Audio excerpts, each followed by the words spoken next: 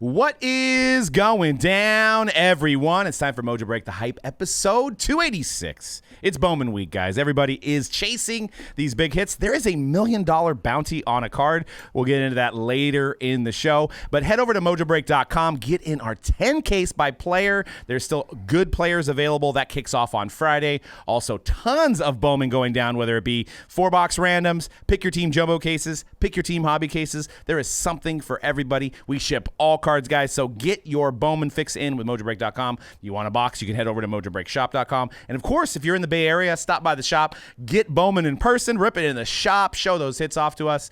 And we're excited for Bowman week. We've got a lot of stuff to talk about on this show. Whatnot, another prominent breaker, has an issue of not getting one-of-ones to their customer, and it takes a year to find out results. So we're going to discuss that as well. We're going to do some Bowman University football. We're going to check out that. That is going to be a new draft product, and the draft is this week. So lots to talk about with quarterbacks moving and shaking, maybe vets moving and shaking as well. I also wanted to give myself a pat on the back.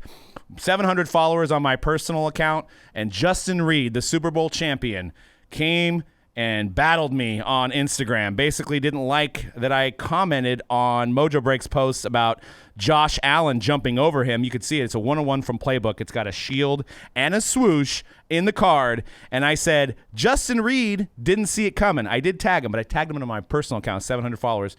And he jumped in there. It was like 30 minutes later, and he was like, for sure. Or he was like, what did he say? He was like, great photo. Only thing I can imagine that's better is that picture of that pretty ring I got now. Hang it up and enjoy it, though. What do you guys think? Did I just reel? I didn't even use that great a bait to reel it in. It wasn't even that great. He went full kiss the ring, dude. This is, call me after you got a ring. Call me after you got one of these, which I will never have in my life. No, I mean, I guess that's never say never. I mean, if he wants to end a debate real fast, he can just say, "Look at my ring. You don't. I have it. You don't. Bye-bye." Which, hey, if you got that in your back pocket, I don't blame you for using something it. I did for a full year. Yeah, absolutely. You got personally got a ring?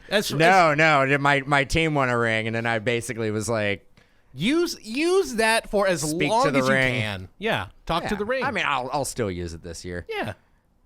So as a fan, can you claim the ring? So could I say, well, I have 5 Super Bowls, Justin. What about you? Good point. Could I do that? Sure. I mean, would that be a good comeback? Yeah, last one. Yeah, I mean, has been since 1993, so it's been a while. I guess that was a good old maybe days. it 94, has to by the be way. when Whatever. you were like actively watching or aware of the team. I guess that's like whenever it was the first season, you're like, I remember watching this team this year every game, and then but props to him. I replied back where I said the ring is the goal, and I would take getting jumped over 100 times a season to get a ring. I'm sure, right? Of course. But I mean, at the end of the day, you didn't see it coming, right? Why didn't you just my assessment was hey, correct. man, let's talk about playbook football. What do you think of the product, Let's talk about Justin? trading cards. Yeah. That's what should have been like. Do you collect, Justin? Come on the podcast. I mean, apparently he doesn't because he wanted you to hang it up on your wall. Yeah, he did want to hang up a playbook card, which I don't know how that would look. I mean, I guess you could get one of those book holders and maybe some bubble gum and put it up on your wall, but I don't think it would look that good. I don't think he knew it was a trading card. Very tiny up on a wall. I was going to go very, tiny. very, very tiny. Especially because even if you got it like slabbed in those big, giant, size of like binder paper slabs they have for booklets, then it would look real weird. I hope they don't have those anymore. I mean, I know. That was a dark time. It was a tough era. But yeah, those are big enough that you can essentially hang it up on your wall. I mean, is that a good strategy to just I just start tagging people that are in photos, but it's not their card? Maybe that might get some traction. Be like, look, Quentin Nelson, you missed a tackle here. What happened here? At Quentin Nelson. And honestly, there might be a few guys who you'll get some blowback. Quentin Nelson is not a. He's an offensive lineman. He's an offensive he lineman. missed the block. I should bad say. block. There. I mean, I was going to correct you, but it could have been a scenario where it was a pick six and he missed the tackle. I mean, to give myself a little justification there. Really awesome that they snapped a photo of your team just epically failing. But we'll see. I mean, hey, no market. We're gonna get in the whatnot conversation later, and no marketing is considered. Any bad marketing is considered good marketing. I just want to put a bookmark on this conversation because it just inspired an idea for a future episode. The worst an opposing player has ever looked on a card. Like getting dunked on, getting picked off, getting sacked, whatever it may be. What is the worst an opposing player's ever looked on a card? Man, that's really, really good. That is a good segment. Would have to do a little research. You know what comes to my mind first is the Allen Iverson, Tyrone Lue. Yeah, did they ever put that? I don't know. I don't card? think so. But if they did, Does Jalen Samuels count? oh, Jalen Samuels, is that 17 optic? I believe that's 17 optic. Yeah, he's got a little, in the spirit of Mario Brothers. Oh, right. He's got a little bit of a mushroom head going on in the photo. We'll let you guys see that. It's a kid's show. Let's go. There was not a lot of left for the imagination on the card. And it was an angle that was pointing up as well. So we got to see a little bit more than we needed to see. But let's talk Mamma mia. the football. Let's talk the 2023 draft that's coming up here this week. We've got 2022 Bowman's Best. If you guys want to basically discuss, I'll open. And we'll see some players that we know. Honestly, I'll be completely transparent. Beyond the quarterbacks, I'm not really well, educated. Well, let's start with talking about who's on the cover. Well, one of those, as I think we said, is it Bo Nix? Okay. Great football name. Great football name. Great And that would be football name. Michigan's QB, which Is that Jim Harbaugh? is not Jim Harbaugh. Is that Tom man. Brady? It's not Tom Brady. It's not Chad Henne. Who else do we got for Michigan QBs? I don't know. Was Chad Henne a QB? I thought he was a Michigan. He looks QB. like a I could be football wrong. player. I could be wrong. All right, so we got one autograph per mini box, 2 autographs per master box. I believe It J.J. is McCarthy. by the way. Bowman's Best University. We got the collegiate license. And something to note, which we don't have on the show notes today, is we are hearing rumblings that there is some exclusives going to be signed as autograph deals, possibly to Fanatics, meaning Panini will not have autographs of some quarterbacks, possibly. So we'll have to see that as news breaks. I think after the draft is probably when that'll break. And that's going to be especially big this year with the projections. I just saw Pro Football Focus's current first-round projection has the top 4 picks all QBs. No. Yes. No. Caleb Williams, Sean Clifford. I'm going through these. Oh, we got a Nolan Smith. It appears to be a wave. That is numbered to 199. Georgia linebacker. Tanner Morgan. That is a refractor. Also USC, but still in. Yeah, not coming out. Not Yeah. coming. Yeah. Yeah. Probably going to be a top pick next year. He is for sure the number 1 pick. Number 1 pick. As good as this QB class is, Caleb Williams will be the number, And he would be the number 1 guy in this year's draft. And that's what happened. Like, honestly, for breaking, this is it's a very difficult product to break when you have guys that are not going to be drafted this year. So you have some guys that are going to be drafted and some guys that aren't. So you can't do it by NFL team. You almost always have to do it by subject or pack or personal. So who is? Here's Anthony Richardson. Who's the consensus number 1 pick? That Possibly we're, this guy. Is it Bryce Young? Bryce Young is probably the guy. It seems like Carolina Bryce had Young him in going mind. to Carolina. Carolina traded up, had him in mind. That's what it appears to be. Looks like C.J. Stroud dipping a little bit. So this is what Pro Football Focus has. I'll just throw this out here. Bryce Young, number 1.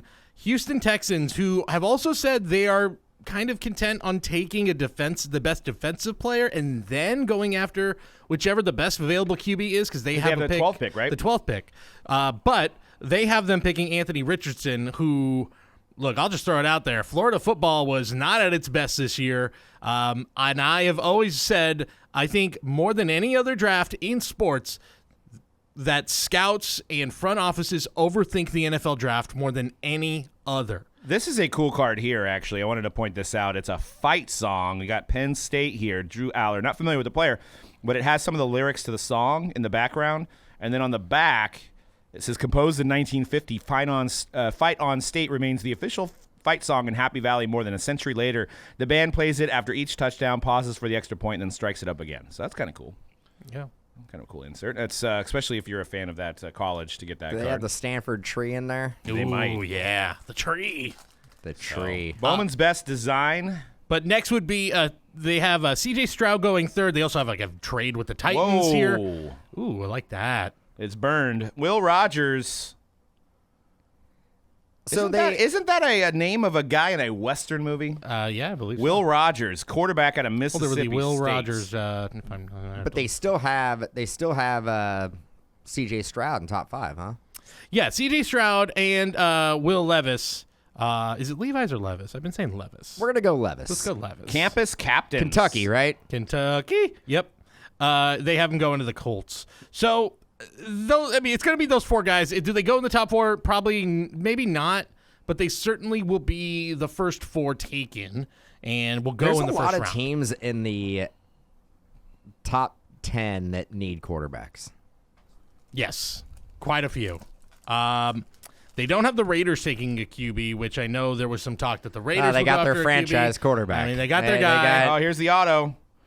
All right, it's a sticker auto Purdue, Aiden O'Connell, which looks like a quarterback here. Quarterback out of Purdue, Aiden McConnell. Boilermakers. And back behind it is a Aiden O'Connell. It looks like Drew Brees, maybe, no? Boilermaker. Well, it's the Purdue unis. I don't know if he's in the draft. He's still in He might be. school. He might be still in college. Quite a few of these guys Caleb are. There's Williams, Caleb Williams, who is. Neon Neophytes. Logan Diggs. They can't have another brother, right? Stephon. No, well, I mean, Diggs is not that uncommon a name. There's like 3 of them though already. Yeah, well, maybe. They got a stable of football players. I If mean, they're- you know. Notre Dame. I don't know. I don't know if it's related without looking it up right now. You're good. You know, you have the famous families of sports. Yeah, I mean that's crazy. The Diggs, Like the Berries. the Mannings, Like Brent Berry and the Berries, Bowman the masterpieces. Boons. That The is be- from Bowman's Best. I remember that. Who is the best Berry? Of the Berry Rick. No, well, not Papa Berry. Brett Berry? Out of the kids. Brent. He won the Brent. slam dunk, Yeah, right? Brent. Because he won the slam dunk competition. That's right. Bo Nix, campus captains. Check that one out. There's Bo Nix. That's a refractor. Oregon. So if you guys are picking one of those 4 QBs, Richardson, Stroud, Levis, Young, to collect, and you basically can assume Bryce Young is going to be a Carolina Panther. The other guys we don't know. Which of those 4 guys are you betting on long term in this hobby? You know, I think you can't go wrong with number 1. History has proven that with the last 3 or 4 years with Burrow, Lawrence. You know, I think those are some proof in the pudding there that you can succeed at number 1. That's my take. But didn't we learn anything from last year that there's talent all through the draft, including the last pick Here's in the Stetson draft? Bennett. Where's he getting drafted? May not get drafted. Maybe Wow. not. Maybe undrafted. It's a winner, though. And that's something that, and I think C-Rad's alluded to this before, like the change with these products this year, how they're a little hotter than usual, and with the NIL, is that a guy like Stetson Bennett, I think his NFL stuff is actually not going to sell if he has NFL stuff, is not going to sell as well as his college stuff. Like a 2-time champion with Georgia. Sure. I think there is a very select group of fans who would want it, but like those fans are going to go hard at it. there's a possibility he may not have any Right. So this may like be it. NFL stuff. Yeah. You can't. I mean, he probably if he doesn't get drafted, he'll probably sign somewhere. Well, But there's no guarantee that he'll make a team out of training Who camp. has the best team that's going to get a quarterback that can succeed and maybe make the playoffs? I mean, Carolina's not bad. Carolina could. Carolina make some almost moves. made the playoffs last year. They Yeah. were And it's a bad. It's not a great division. And they have the first pick because of the trade. They traded with the Bears. That's right. Yeah, and Bears got a haul. Yeah, that could be including the Panthers' first round pick. Yes. Agreed. Yes. Which Here's has the to be, next has auto. to be close to in the top 10. Zazavian Valade from Arizona State appears to be either a running back or a receiver, and he's a running back. Zazavian Valade. His name starts with an X. I'm probably not saying that right, but that is our 2 autos there, guys. Obviously, superfractors are chases. All the main quarterbacks seem to be. There's Bryce Young, so we've hit base cards of all the main guys. There you go. Yeah, there's a couple other QBs too to watch. Hendon Hooker, who's gone up on the boards a little bit. Tennessee. Out of Tennessee. It's a little on the older side to be entering the league. He'll be entering the league at the age 25.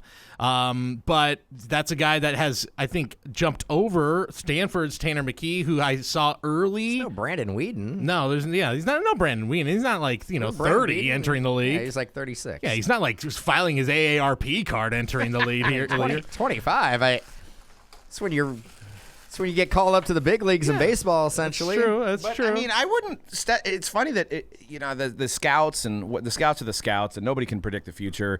But you look at the Brock Purdy situation last year, and you're like, why can't Stetson Bennett be a winner? He's had just as much as experience. Like a lot of these guys have been only in college for a couple years, and then they get in the NFL. But you got a guy that plays like 48 games in college. Seems like he's a little more seasoned. I think Bennett, it's the size, I think, is the main issue. Yeah, but we've seen guys with lack of size perform in the NFL. You guys think Russell Wilson's a Hall of Famer. You guys are big on him. He went third round. Yeah, don't compare Russell Wilson to Stetson Bennett. Well, he's got the hardware, though. Stetson Bennett has the hardware. Two straight. I mean, that's straight. like how much better can you do in college? You literally can't do better. Who's the last one to straight. win 2 championships? Why don't you guys draft him? Bama. You want the Niners No, to but get which him? quarterback Oh, won God. 2? Trevor Lawrence. Right? Oh, no, he went to 2. No, he went to 2. He went to 2. He didn't win went the to 2 second straight, one. which is why the whole Are overthinking. Are we comparing Trevor Lawrence to Stetson Bennett? No, Like, of what course are we doing here? No, we're not comparing stuff. Just saying experience is better than flashiness. 420 was last week, Look, guys. this is kind of I think Stetson Bennett might be the exception to what I was talking about the whole overthinking things. But I think Anthony Richardson, a guy who was on a Florida team that wasn't that great last year, going over CJ Stroud, who has a pretty decorated college career, that to me is a head scratcher.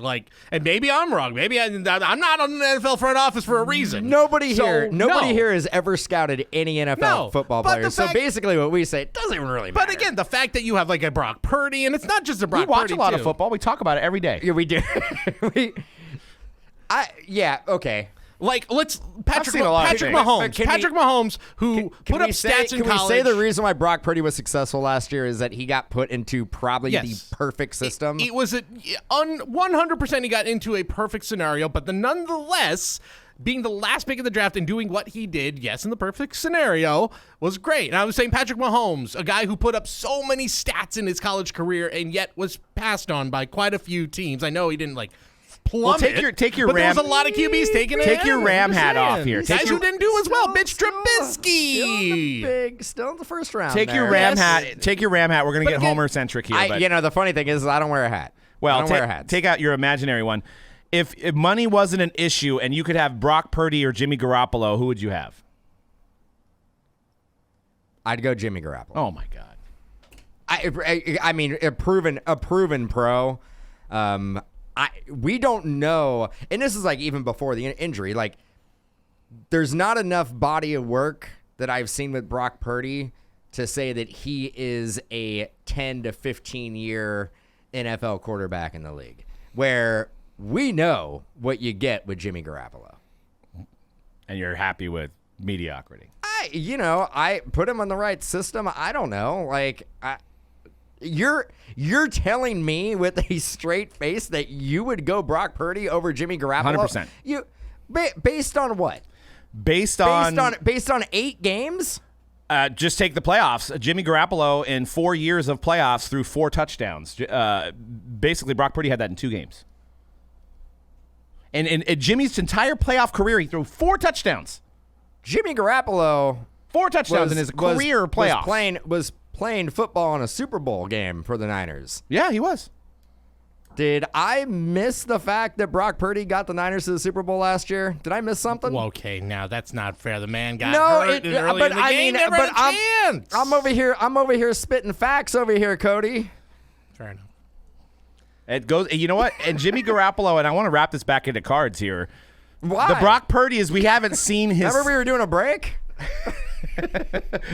We haven't seen Purdy's ceiling. We've seen Garoppolo's ceiling. And that's hype. That's why Druw Jones is going to sell for an insane amount because we don't know his ceiling. What if we've already surpassed Brock Purdy's ceiling? But you can't be double negatives here. He doesn't have enough experience. Double negatives equal a positive. Well, let me also just throw this out here. And again, where is this Niner country we're in right now? It's Brock Purdy, blah blah blah. The moment we get one of these 2023 sets with these 4 QBs, it's going to blow 2022 right out of the water. Yeah, we'll stop talking about it. We'll move on. Yeah, we're going to move on real fast. Things are going to level out. And that's where the ceiling comes into play.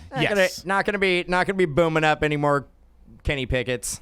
I almost said Cody Pickett, but man, I went a full year wanting to say Cody Pickett and not Kenny Pickett. And that just basically tells you everything to know about Kenny Pickett. And I think that by the end of this is because of what's happening here, and it's always what happens, is that this becomes guys like Pickett, especially Pickett, who I think gets obviously overshadowed by Purdy, who had a pretty decent end of the season, looked like he was starting to get comfortable there. And is in the perfect place for him and as a collector.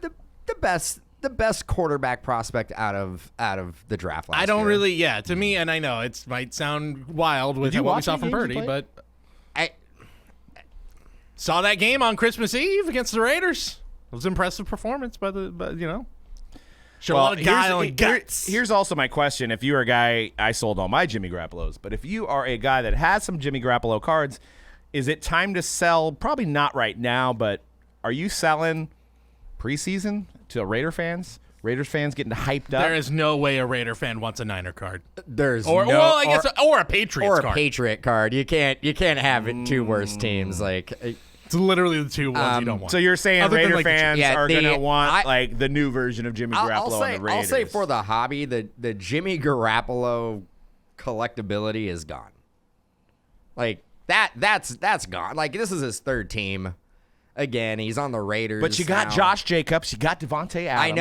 I know. He has to win a Super Bowl. And I get it, but he's never going to sell for a lot of money. No, I know, but is this the time to cash out at a reasonable price? You should have cashed out 3-4 years Well, yeah, ago. of course. But I'm saying maybe you held on last year. You bought during the run when when the Niners were 8-3 or whatever before he got hurt in that Miami game, and now you're stuck holding the bag. And now you have a little bit of glimmer of a window opening for him that maybe somebody might be interested in your cards. You sell.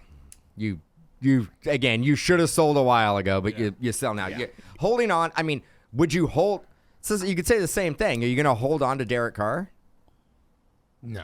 I actually sold my Jimmy Garoppolo Shield Auto 5-star, ours, to Leighton, and I seen it in his display case at the Mint.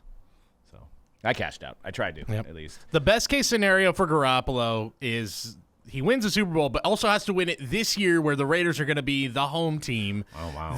If that happens, then you might actually see some return on investment. I don't think the Raiders are I wouldn't say a Super Bowl caliber team, but they very well could make the playoffs. They could, but there's also the scenario where, and I know the Broncos weren't very good last year, but they do have a much better head coach there, that there's a potential that there's 3 teams better than them. No, that division, that we actually said it, I think it was a consensus going into last year. The best division in football, AFC West. Yeah. And it underperformed. It underperformed last year. But the Raiders very easily could have made the playoffs without blowing as many leads as they did in historic fashion. I'd like to know the odds of the Chiefs winning that division, because it's got to be terrible odds for you to bet on, because they are clearly going to win that division. I don't think anybody even comes close. Champs. Andy Reid and Mahomes, as long as those guys are together, they might as well give them the West without playing. I mean, just give it to them, because I don't think the Chargers are kind of a mess. The Raiders are the Raiders, and then the Broncos are, they've got the pieces there, but I don't think they're going to beat the Chiefs. I will actually. I'm gonna go out on a limb here. I don't think the Chargers win more than 6 games. I know. And I think I'm on that train. I think Brandon Staley. They need a new coach. I think Shocking he's still there. he is gone after this year. It is shocking he's still there, considering everything in the 2 biggest games they've had in the last 2 years. And I think what is going to happen is that it is just going to absolutely implode this year, and they are going to finish last in that division. Well, you want to talk about that. What did the Shield sell for? And I think it was an 8.5. I believe it sold for, so Justin Herbert's NT rookie, $1.8 million. I'm selling Herbert right now. Well, yeah, but you ain't going to selling. There you go. Why don't you ask me that? Well, no. Selling Herbert. Here's the question to you guys. If you own this you bought this for $1.8 million, which money's probably not an issue if you bought this card. Sad. What can you possibly get for it at the start of the season? What is your prediction? What you could sell it for at the beginning of the season? $1.8 million dollar Justin Herbert NT Shield 8.5. Definitely under $1 million for sure. Well, 100%. Yeah. I'm saying like 300,000. I think that's how far. I was going to be more generous and say in the 450 to 500. When did they buy it for 1.8? Let's see. That must have been peak craziness. September 11th of 2022. Yeah. No. That was the beginning. That was the beginning of last season. But it was the hype going into the season. Yeah. People thought that Herbert might have had a shot because he was quarter milli. Yeah. And not a math genius. That sounds like it's a $1.5 million bath. Which again, there's a lot of really enticing QBs in this draft. There's 4 guys that we know are going to be huge. I couldn't stare at that. collection. I couldn't pay $1.8 million with an 8.5. What if the Chargers draft a QB? No, I don't think they go that far. Well, I want to throw it out. The guy that I like the most, just because I think the scenario will probably be best for him, because he kind of feels like he's in. No one quite knows where he's going. Is C.J. Stroud? Like, I don't know where he's going. Doesn't sound like the Texans are going to get him. It sounds like either the Texans are going to go Richardson or they're going to go maybe Levis, who will be the last of those QBs picked, which I think leaves Stroud in this interesting spot where, like, he could fall. But I think he's way better than they're giving. Like, I think he's at least the second guy in this draft class. Are among all QBs. all 5 of those quarterbacks invited to the draft? I'm not sure, but I'd imagine. No, they've been weird about it. They do not want to bring anybody to the draft. They don't want to have the Aaron Rodgers situation or Brady Quinn. No, who is Lamar Jackson? Yeah. But now that they're airing on that, now that the second round almost has the same like pomp and circumstance of the first round, and players are going. Like, I've seen plenty of players go up on stage during the second round now. So I think maybe they are a little more lenient. The NFL, it's not a good look for the green room when you basically have a camera in a kid's face, and it's like their world is crumbling. Yeah, because they haven't been picked yet. It's not a good look. Like nobody. The NFL does not want to show that side. You know what what everybody should do is they should just all be like Laramie Tunsil and the day before do a gas mask video, and then you don't even have to worry about it. You're like, I might even get drafted in the first round now. So he's like, I don't even have to go. Sweet. That was still, I don't think anything can top that moment when you're sitting there getting ready for the draft and they're like, breaking news. They're like, and it was so funny how like very serious they were about like, we want to let you know these images are sensitive, and then you just see a dude with a gas mask on. It's crazy. What do I do? What will the was that, kids think? Like 5 years ago, 6 years ago, something like that. Longer than that, I think. It's been a while now, yeah. He's a good pro. He's had a great career. It really isn't that big of a deal. I think it was really. It wouldn't be a big deal anymore. No, like it was at that cutoff. I mean, what the NBA collective bargaining agreement that was just agreed on.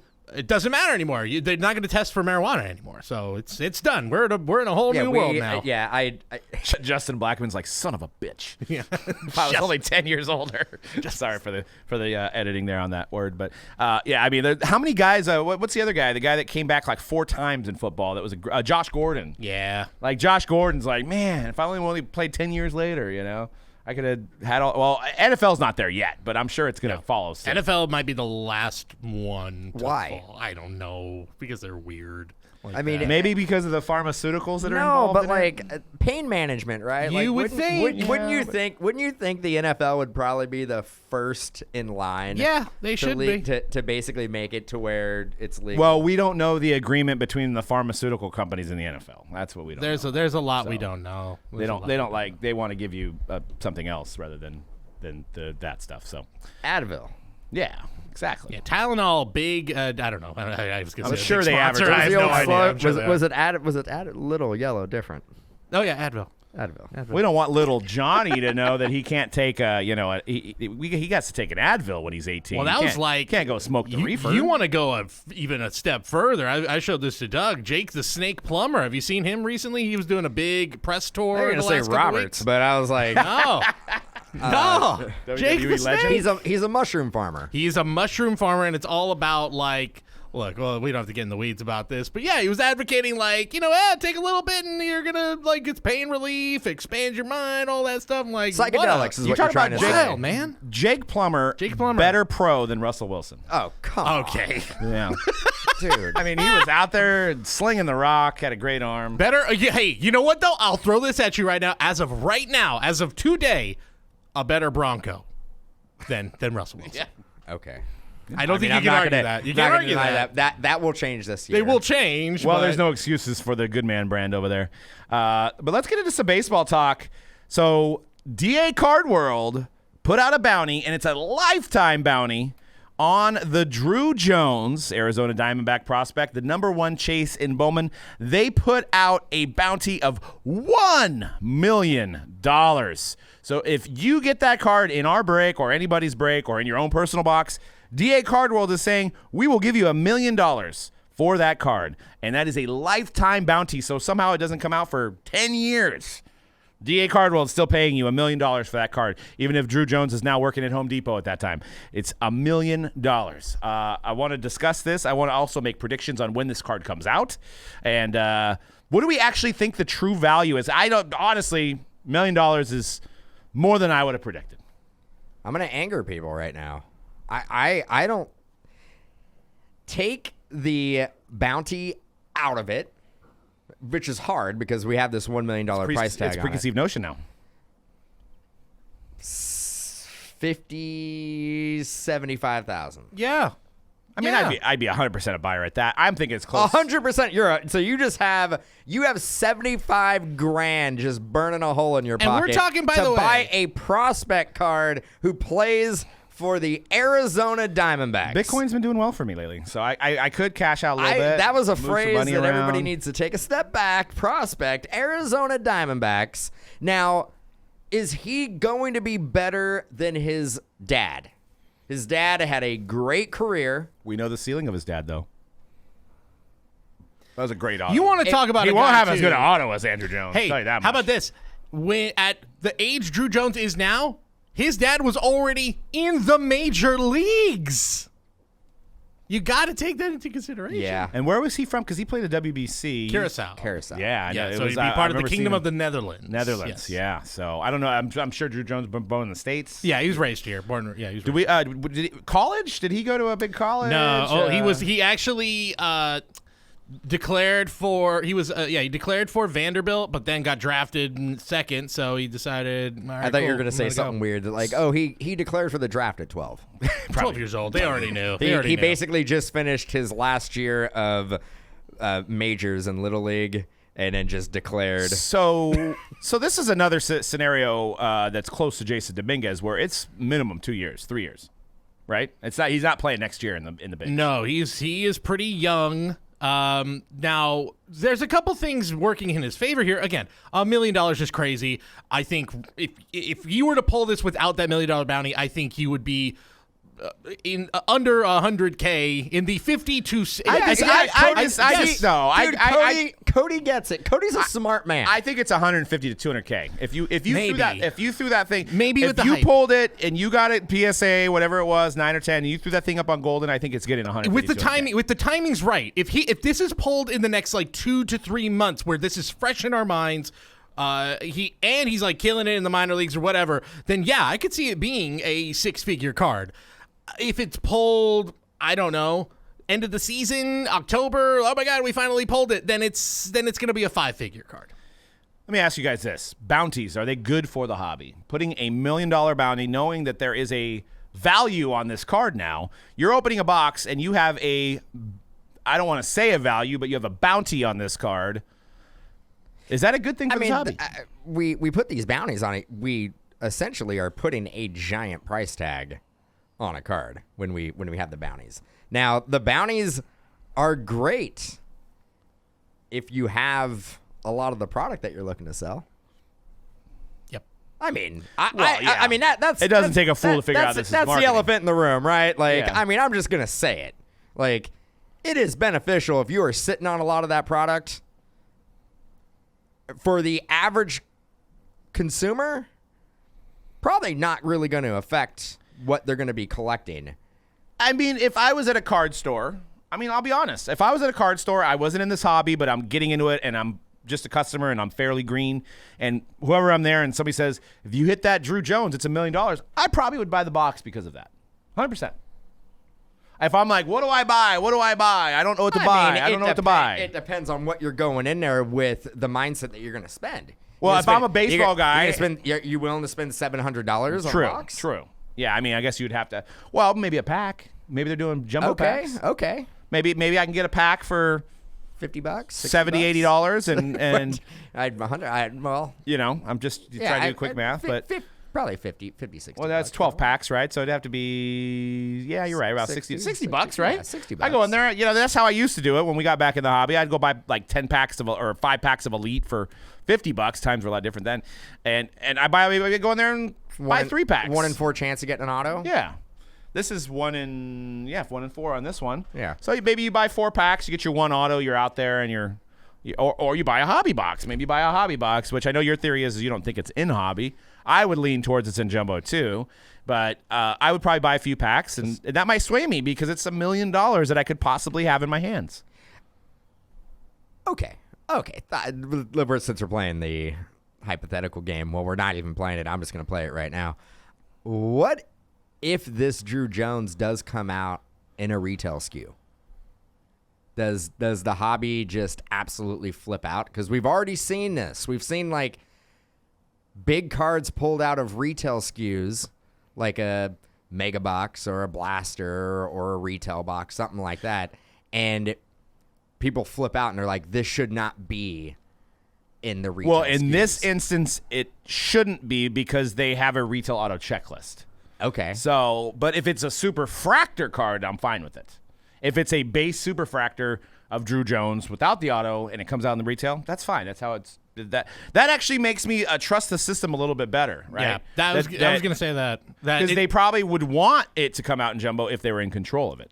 Yeah, I was going to say it's almost in a weird way if you are about like the boxes are juiced, the boxes are fixed, blah blah blah, and it comes out in retail, then it's like if you're Tops and Fanatics, you go, see, it's random. Could come out anywhere. You could be just a kid walking into a shop, grab a $25 And we saw that with the Wander last year. Yeah, the Wander. That's why I'm bringing it up. And I know, I mean, the auto probably won't come out. But if the base Druw Jones comes out of a retail blaster or something like that, we've seen, like, I'm with you guys. I don't understand, like, the uproar that the community gives out when something like that happens. Well, here's the same person talking on Twitter, and I'll voice it this way. Cards are too expensive, man. I'll never hit a superfractor because the boxes are $800. And then it comes out in retail, and they're like, man, that's not fair that it was in a cheap box. It should be in the expensive boxes. And it's the same voice.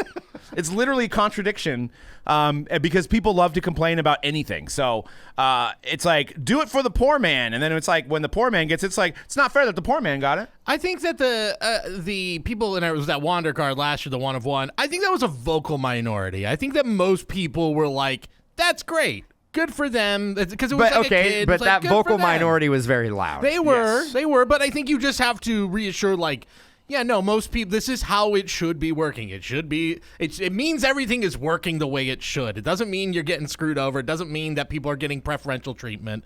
This is a good thing that this is happening. Also, before we get off the Druw Jones conversation, there are currently 12 guys, according to MLB.com, that are higher ranked prospects, surefire Hall of Famers. That's what I'm saying. Like again, and everybody knows this. I'm a broken record. I know. I want you to keep on say this again because I don't know if people. I think we all gravitate and just lock onto one player. And the beauty of this year's Bowman for me is the first Bowman checklist is massive.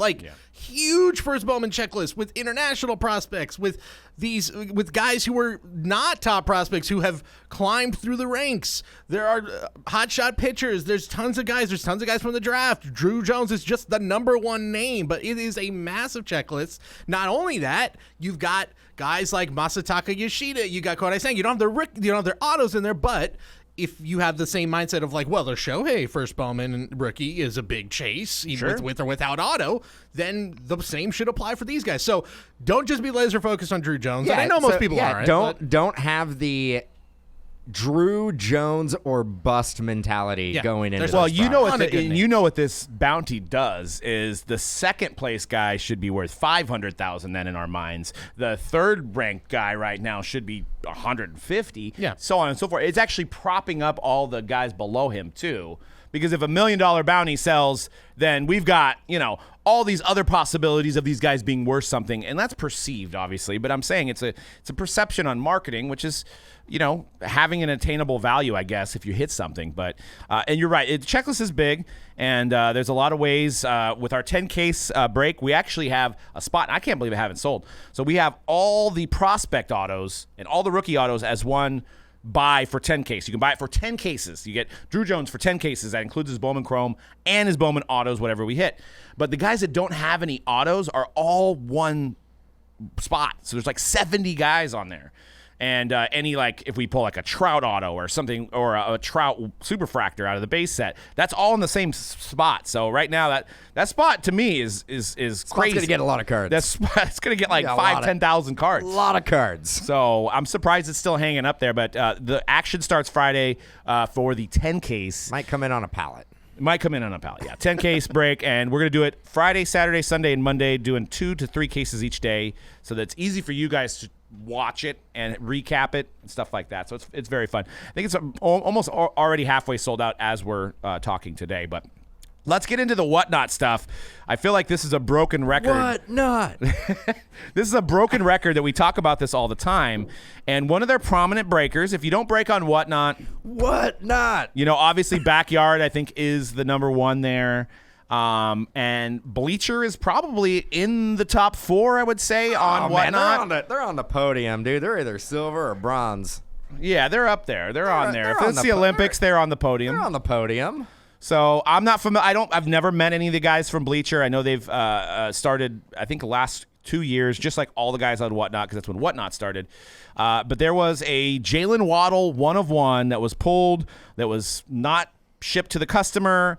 That basically the customer was compensated apparently for the misshipment of the card, but then somehow the card was bought back by Bleacher and then was in a repack.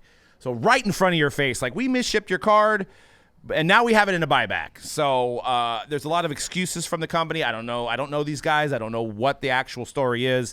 The hobby that's commenting on this is mostly negative. Whatnot is backing them up, saying that they ship out 1 million packages a year, or since a month, or a week, or a day. I don't know. Since they've been on a minute, very very high volume. That it just seems like a web of lies. And it also seems like I don't know what kind of connection they have with Whatnot, but when the CEO of Whatnot comes out and is defending them, you start connecting the dots with what is happening and what is going on with Whatnot in the back end that we don't know about. But yeah, we could only speculate. But we're lending you guys our opinions as guys that have been doing this business for 12 years.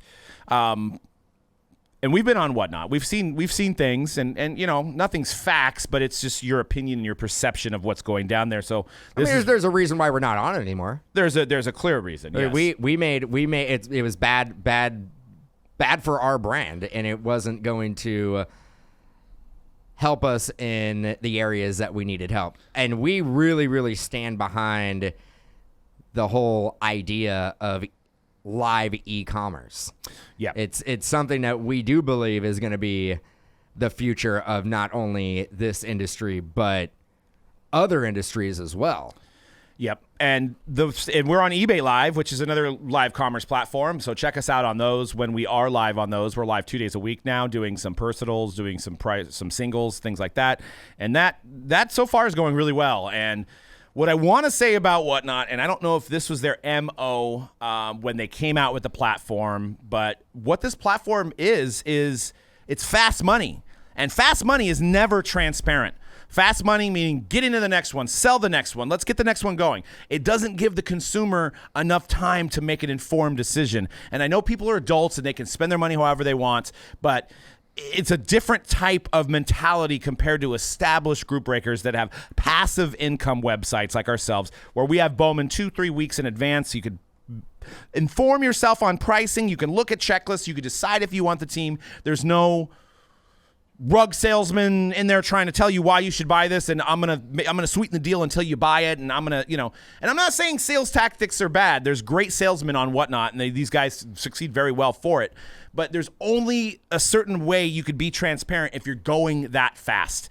Also, they're up against allocations. Allocations are tough right now. You're talking about boxes that used to be $200 when we started that are now thousands of dollars, and the value proposition to the customer is not there. So you have to make up that money to on Whatnot by doing auctions. Are we 100% transparent that these guys are not shill bidding some auctions, that nobody's shill bid auctions? There's no proof there. I'm not saying they are, but I'm saying it'd be very easy to bid up auctions, set the ceiling of the prices of the break, and then have everybody else fall in line by doing a couple fake bids. Right? Am I off base? No, there? I mean there's no there is a lack of transparency, and there is no definitive answer either way. There is definitely very well the auctions could be shill bidded. That could be a thing that's happening. It also could be completely legit. That could be a thing as well. But we as consumers and collectors have no idea, and that's the whole point. They don't want you to have an idea of what's happening. It's about moving product at the highest possible price as possible. You know what I would do if I was, and obviously they have a lot more money than we do, so this is a poor man talking about giving some advice to a rich man, so take it for what it's worth. But what I would do in this scenario, if I was one of their CEOs, their marketing team, whatever, is I would really push for these big cards to be posted by customers in the future to show that there is actual people that get cards here. Because right now, it looks like the companies are just taking the cards because that's the narrative. Well, give incentives for your big buyers that maybe get a one-of-one Trevor Lawrence or a one-of-one Brock Purdy to make a video or take a picture and be like, I got this from Backyard on Whatnot. Check it out. And you're just a dude that got the card. It's so easy, right? They want customer retention. They have a pretty strong social media following and presentation. Why don't you basically run an ad campaign where you're like, hey, post the breaker, post Whatnot, show a picture of you getting the card, and we'll give you a $20 site credit for your next purchase. Right. I mean, man, I'm not even good at marketing. And that is low hanging fruit. That's something that can be facilitated so easily. Right. And I mean, obviously negativity in the hobby is what is the most talked about thing. So the guy that's maybe done well and hit superfractors with these breakers, he doesn't say anything because he's happy. He's not going to say that he's wrongfully done because he's happy. Well, you need to get those guys to be vocal to balance out the negative comments in the chat and in Instagram and all this stuff that's happening. That's what I would do if I was. But you see all these highlight videos on Whatnot specifically, and that's exactly what they are. They're highlight videos. It's never a picture of the collector, the end user, the end consumer with the card in their possession. It's always the breaker showing it off. Well, and that's the other thing is every other platform, and maybe I haven't been on Whatnot in a long enough time. I do see some people that have videos, but the majority of the breakers do not have videos. So, like, even if this Jalen Waddle was in question with us, we have 8 years of archived videos. If we misshipped, we can look on the video and see when it came out. Like, I can't find the video from Bleacher. Sorry, wrong name. Bleacher. Sorry, Bleaker. It's close. Mojo Sports, it's kind of the same thing. But Bleacher, I can't find the video to see what actually happened. Like, why can't, like, Whatnot can pay for storage, right? Like, can we get storage? And I hate to It's say not content, that's drama. Yeah, there you go. And I was going to say, I hate to say this. I don't know if I hate to say this, but it kind of feels like if we have seen on other live e-commerce like that is you can do that. You can save the video. So it kind of feels like it's a choice for Whatnot to be doing it that way. And that they have not really addressed these things because how's it going to benefit them at all to address that things are falling apart right now? They have to address it now because you have one of your probably top 2 moneymakers doing this, but it's just like, to me, they are like almost the last domino to fall in this influx of sort of the Silicon Valleyization, if you will, of the hobby that we've seen in the last couple years. .com boom for sports cards. But we've seen it since end of 2020, beginning of 2021. Apps getting in, fractional stuff, all these, and they're going away. And they are all disappearing. They're all gone. And Whatnot is very much the same thing where they are the, don't ask for permission, you ask for forgiveness sort of mentality that Silicon Valley operates on, and don't, and just kind of operate in the red. You're not actually making money. You're just running a business and then be like, the profit will come later, which we have seen from these companies in this business, and it's not working. And then on top of that, you have that. So when you have that mentality in this world, you have things like what's happening on Whatnot with fraud and with things, cards getting dipped and all that sort of stuff. I don't know. I don't know where this ends, but I do kind of feel like this is almost part of the plan for Whatnot. There's so many, and there's so many reputable breakers. If you love getting into group breaks, and I'm not, granted, this is our podcast, so if we're going to pick a platform to basically advertise ourselves, this would be the obvious one, but I'm not going to. There's so many group breakers out there that are not going to dip your cards. They're transparent. They're not going to steal from you. Like, you can contact us. I will give you a list. You tell me what type of breaks you like, and I will point you in the direction. And I promise I won't put us on there. Mojobreak baseball. But I'm not going to do that. Media. There is so many group breakers out there that do it the right way that there is zero reason to go to any platform and have the risk of your cards not being shipped But to you. see, what Whatnot has is it plays up to the addiction of the gambling. Honestly, it is a flea market casino, and you could jump in there right now and get into something in 30 seconds, where if you jump into ours, maybe we're sold out. I mean, we have other channels now. We have other ways to get in. But maybe it's just the ease, and that's where they've succeeded. And honestly, they don't care much about.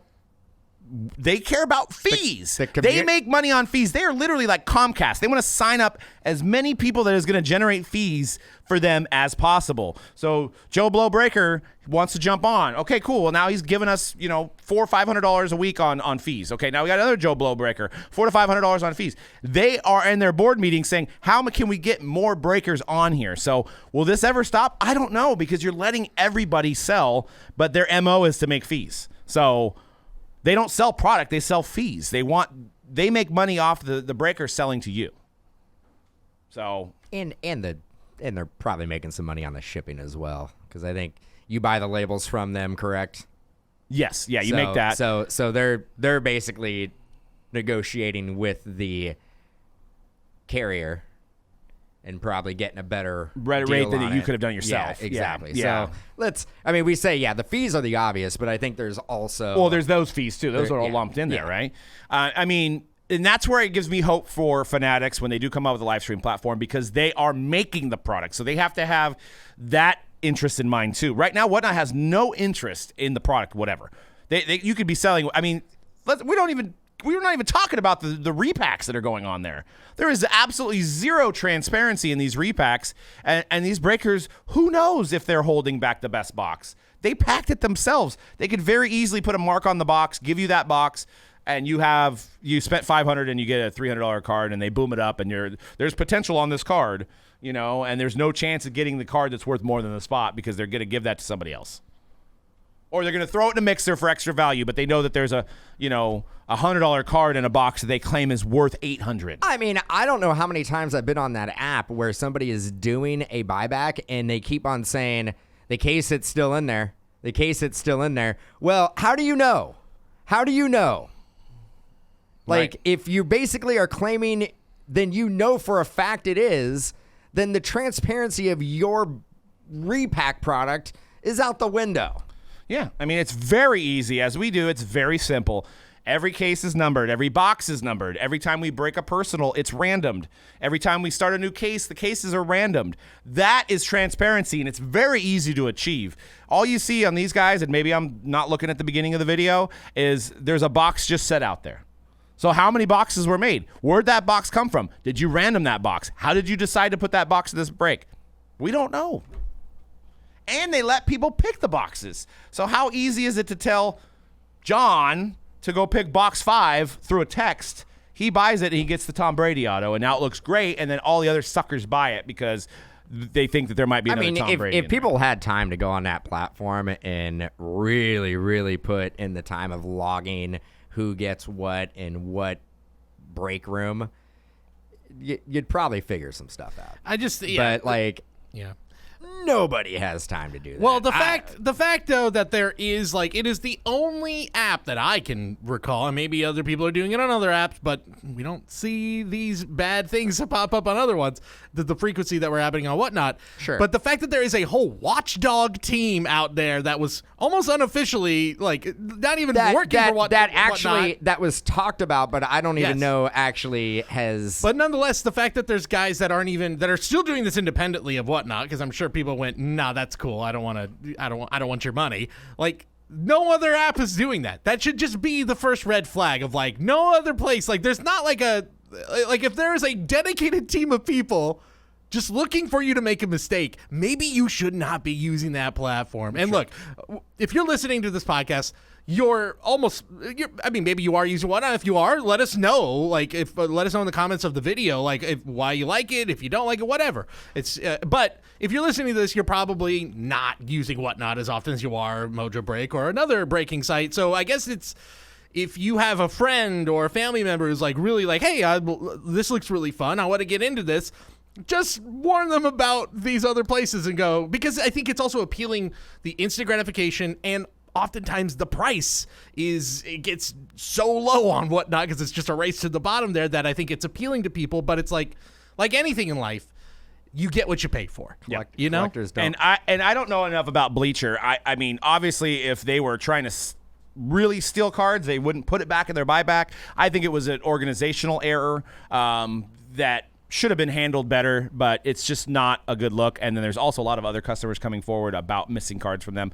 Maybe they're just doing too much volume and they didn't spend enough time on their shipping department to make sure that these cards are going out to the right people. Maybe there is some theft. I don't know. I don't know them personally to say that they actually did steal a card. But there's a lot of data out there, and there's a lot of statements that got retracted and new statements that came in.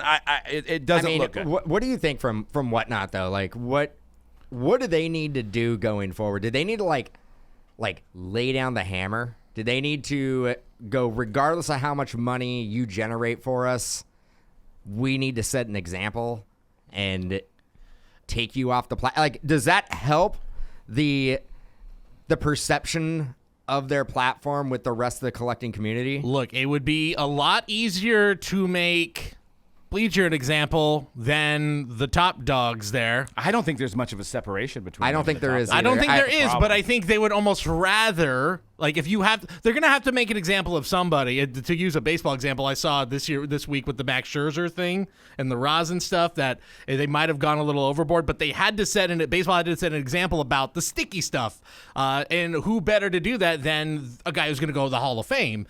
maybe this is what Whatnot has to do. You're I want right. to put this in the It's numbers. a So better- the people were saying that they do 25 breaks a day. 25 times 7. That's 175 breaks a week.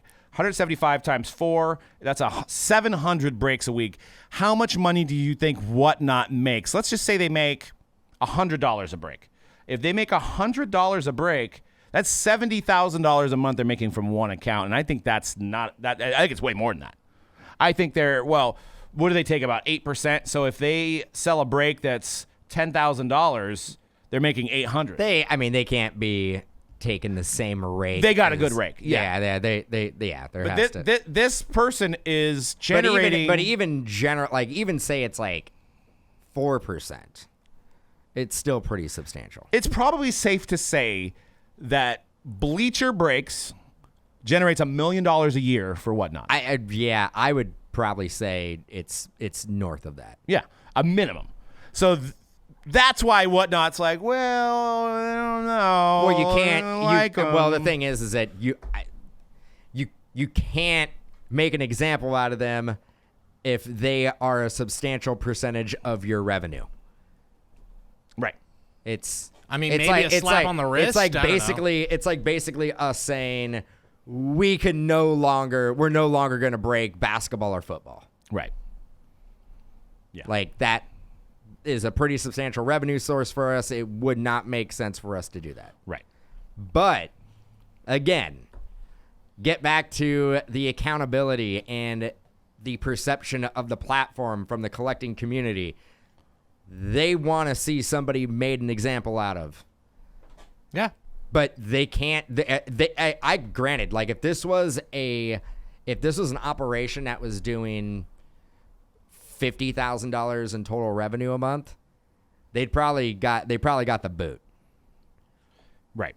Is Retail King still live over there? I don't believe so. I don't know. I have no idea. Like that's the other thing. Like what's to stop these group breaking operations from like rebranding, changing their name, and submitting another application to Whatnot, and being like, "Hey." I mean, those guys' faces are out there, so they would probably organizationally have to get new breakers. You get rid of the one internal bad apple, and then you just replace that person with somebody Rinse else and in repeat. a different name, Yep. and like nobody knows any different. Yep. Well, some for you guys to decide, but also we have our hype community page on Facebook. Start to pick up a little bit. I think there's over 100 people over there, but if you guys want to discuss these topics, I think that's a great place to have a discussion about it and, comment on that. Also, once again, Bowman is this week. We're also going to have Bowman Best University breaks. Lots of stuff going down at Mojobreak.com. We've got our baseball channel. Make sure you guys hit subscribe on our baseball channel where we're going to be doing everything baseball break-wise. And that's it for today's show, guys. Follow us at Mojobreak_com on Instagram and Twitter. And we'll see you guys on next week's show. Peace.